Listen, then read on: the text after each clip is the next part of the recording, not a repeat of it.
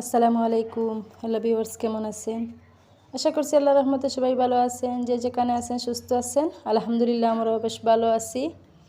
Mahfuz home চ্যানেলের পক্ষ থেকে আপনাদের সবাইকে স্বাগতম জানিয়ে আর একটি নতুন ভিডিও শেয়ার করতে যাচ্ছি। আশা করছি ভিডিওটি আপনাদের ভালো লাগবে। নতুন দিনের ভিডিওতে আপনাদের সবার স্বাগত রইল। এই তো হচ্ছে সকাল 6টা থেকে আমি আজকে ভিডিওটি শুরু করলাম। এই যে আমার হাঁসগুলোকে আমি ছেড়ে দিচ্ছি, ছেড়ে দিয়ে কিছু খাবার দিচ্ছি।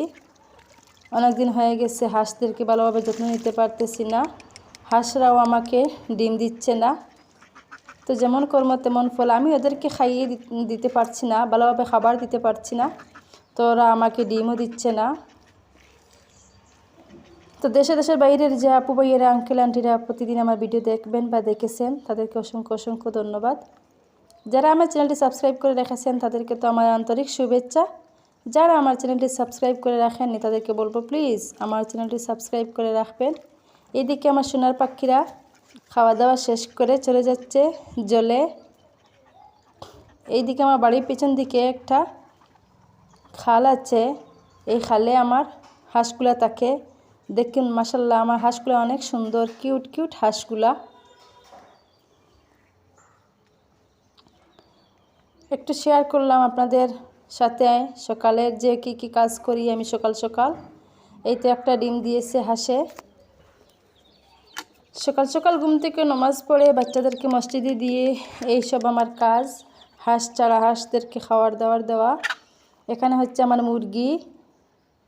এই তো মুরগিগুলা ছেড়ে দিলাম, আবার মুরগিদেরকে খাবার দিচ্ছি।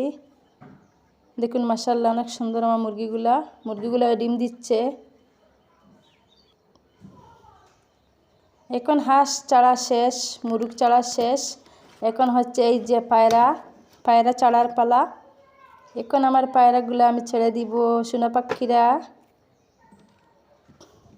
এই বাক্সের মধ্যে আমার এক জোড়া পায়রা ছিল।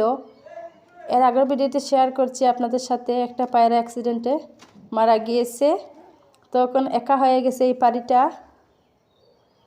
আর এই বাক্সেতে আমার দুইটা পাড়ি একটা আছে, ওনার একটি সন্তানও আছে।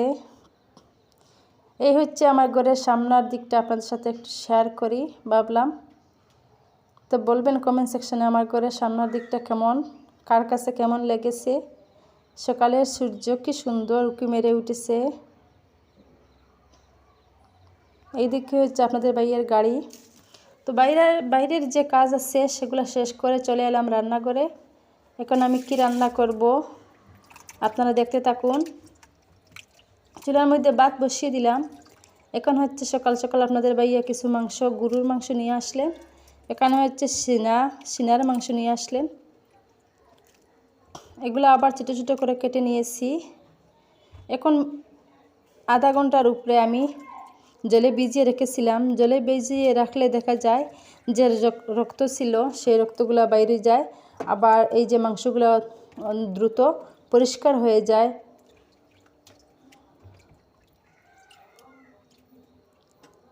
অনেক চর্বিযুক্ত এই মাংসগুলা, অনেক ভালো ছিল, অনেক মজার ছিল এই মাংস। দেখুন একটু রক্ত নাই, জলগুলা পরিষ্কার হয়ে যায়।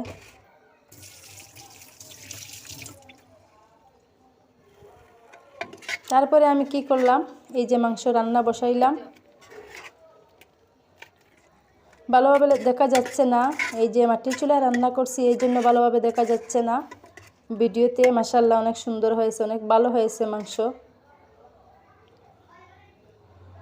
বাকি যেটুকু ছিল মাংস ওইটুকু আমি গরম করে রেখে নিব। একটু লবণ, সামান্য হলুদ আর লবণ মেখে আমি গরম করে রেখে দিব।